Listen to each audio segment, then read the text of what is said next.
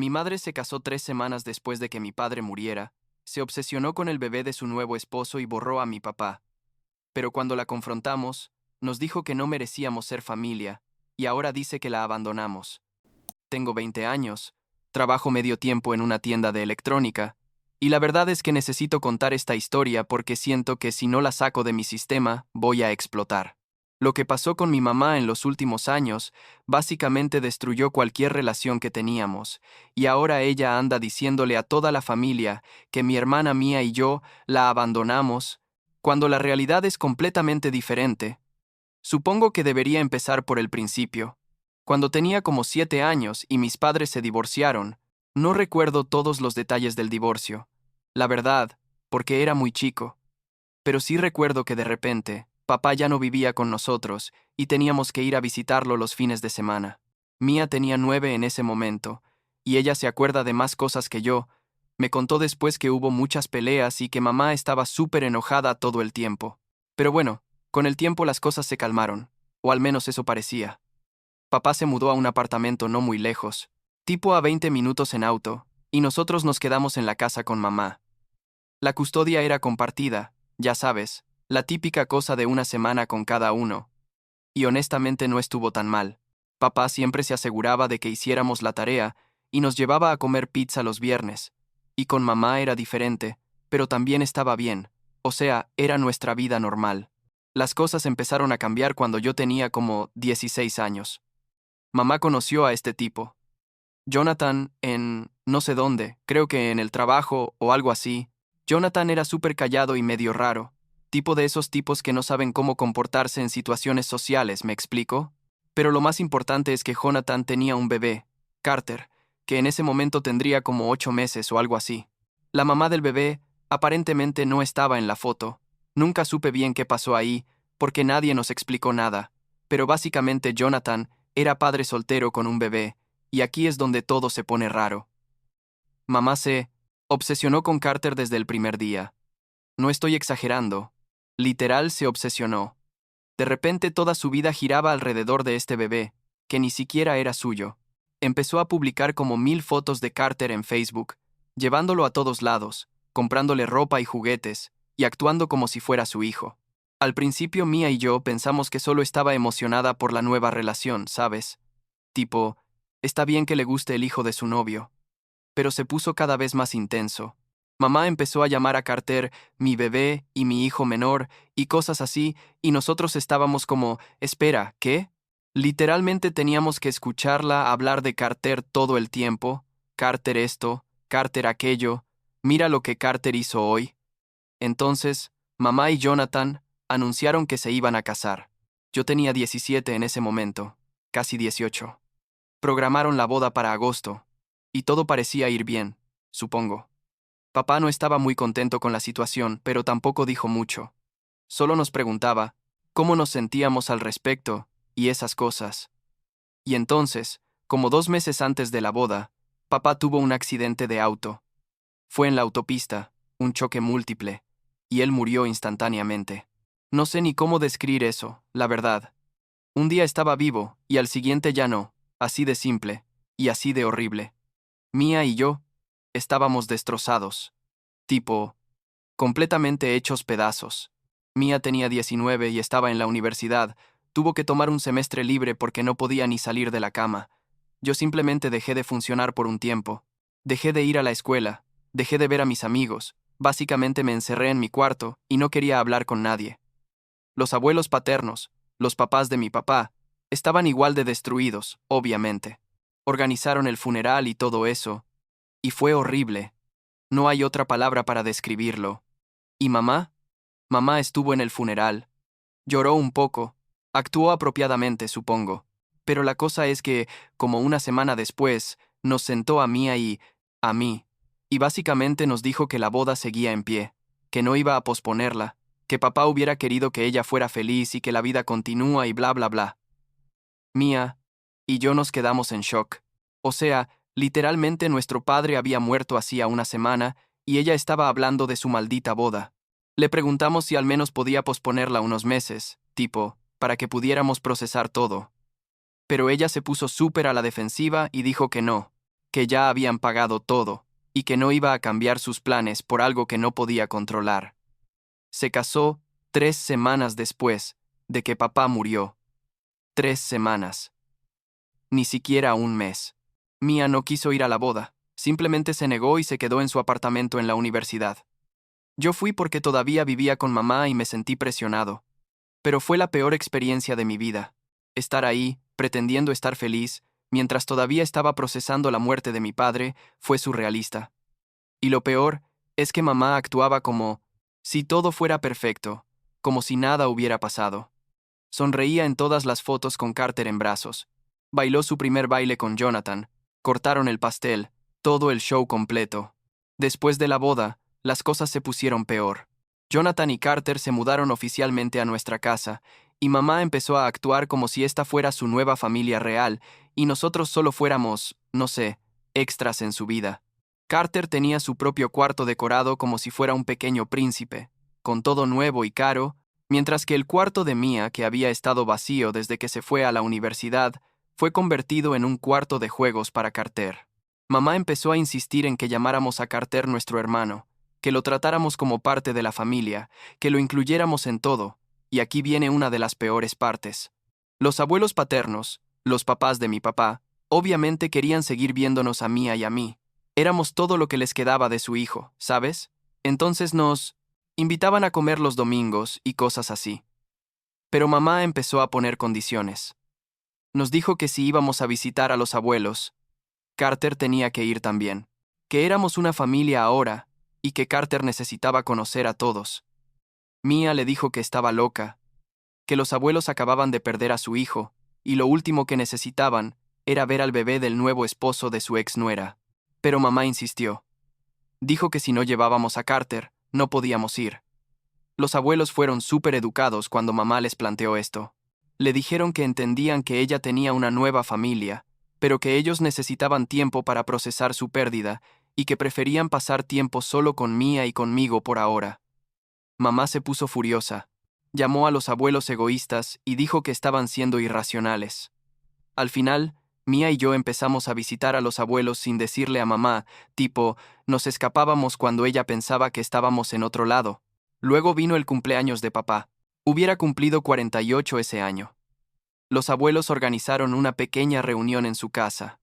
Nada grande, solo nosotros, algunos tíos y primos, para recordarlo y celebrar su vida. Fue realmente bonito, la verdad. Trajeron un pastel, compartimos historias sobre él, miramos fotos viejas. Fue triste, pero también reconfortante. ¿Sabes? Tipo, estar con gente que también lo extrañaba. Cuando llegué a casa esa noche, mamá estaba esperándome. Me preguntó dónde había estado y le dije la verdad. Se puso lívida. Empezó a gritarme que, cómo me atrevía a ir sin ella y sin Jonathan y Carter, que nosotros éramos una familia ahora y que teníamos que hacer las cosas juntos. Le dije que era el cumpleaños de mi papá.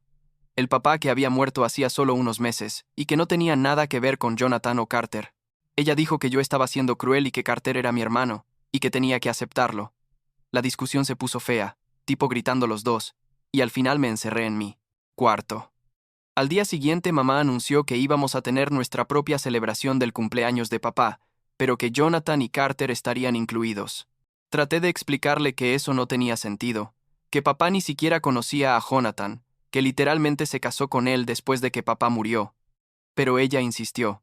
Compró un pastel, invitó a Jonathan y Carter, y trató de hacer que todos nos sentáramos y celebráramos. Fue incómodo y horrible. Jonathan claramente no quería estar ahí. Mia se veía como si quisiera desaparecer, y mamá solo seguía tratando de actuar como si todo fuera normal. Tomó fotos con Carter y publicó en Facebook algo como «Celebrando a los hombres especiales de mi vida», con fotos de Jonathan y Carter. Ni siquiera mencionó a papá. Mia explotó. Le dijo a mamá que estaba borrando a papá de nuestras vidas, que estaba actuando como si nunca hubiera existido, y que estaba obsesionada con crear esta nueva familia perfecta a costa de nosotros. Mamá empezó a llorar y dijo que Mia era una malagradecida y que no entendía lo difícil que era para ella. Jonathan se llevó a Carter y se fue, y Mia simplemente se fue también. Yo me quedé ahí parado sin saber qué hacer. Las semanas siguientes fueron horribles.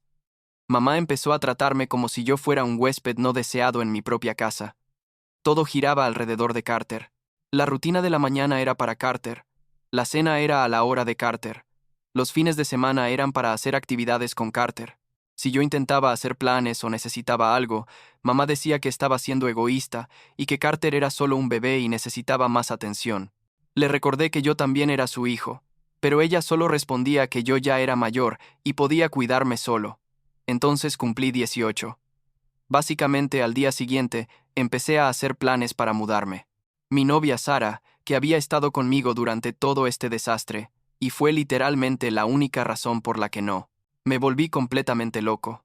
Me dijo que podía mudarme con ella a su apartamento. Ella compartía el lugar con una roommate, pero había espacio suficiente.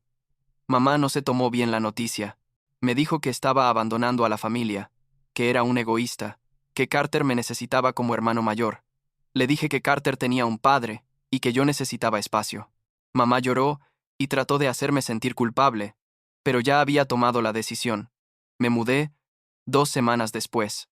Sara y su roommate fueron súper cool al respecto, me ayudaron a acomodar mis cosas y a sentirme bienvenido. Por primera vez en meses me sentía como si pudiera respirar. No tenía que escuchar a mamá hablar de Carter todo el día, no tenía que lidiar con el drama constante, podía simplemente existir. Mia vino a visitarme, y estaba orgullosa de mí por salir de ahí. Ella había dejado de ir a la casa por completo desde la pelea del cumpleaños. Pensé que mamá eventualmente lo superaría, que entendería que necesitaba mi espacio y que podríamos tener algún tipo de relación de adultos. Pero no. Aproximadamente un mes después de que me mudé, mamá apareció en mi trabajo.